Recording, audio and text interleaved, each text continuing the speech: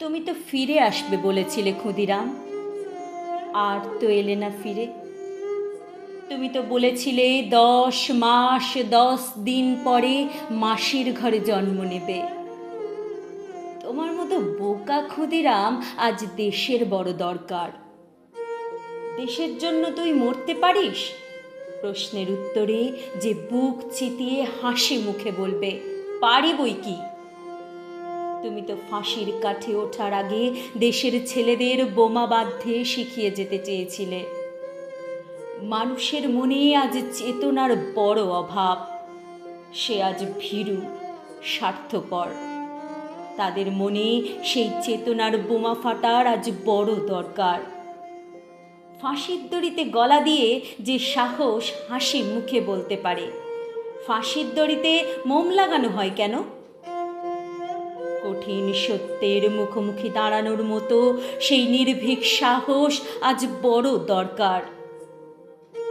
আজ সেই ভীরু কাপুরুষ স্বার্থপর মানুষের মনে সেই ভয় শূন্যতার বোমা ফেটে জ্বলে উঠুক নির্ভীকতার আগুন, জ্বলে উঠুক সত্যের আগুন। হয়তো তুমি তোমার কথা রেখেছিলে ক্ষুদিরাম, হয়তো তুমি ফিরে এসেছিলে, কিন্তু মা চিনতে পারিনি বলে অভিমান ভরে ফিরে গেছো।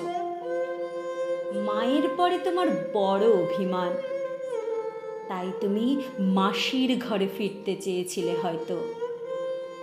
ফিরেই যদি এসে থাকো, তাহলেও আরও একবার ফিরে এসো।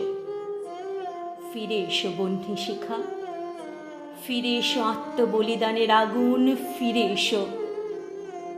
তুমি তো ফিরে আসতে চেয়েছিলে, ফিরে এসো বারবার, ফিরে এসো আগুন।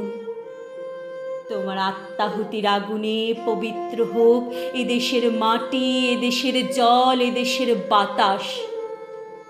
কথা দিচ্ছি, এবার আর চিনতে ভুল হবে না তোমায়।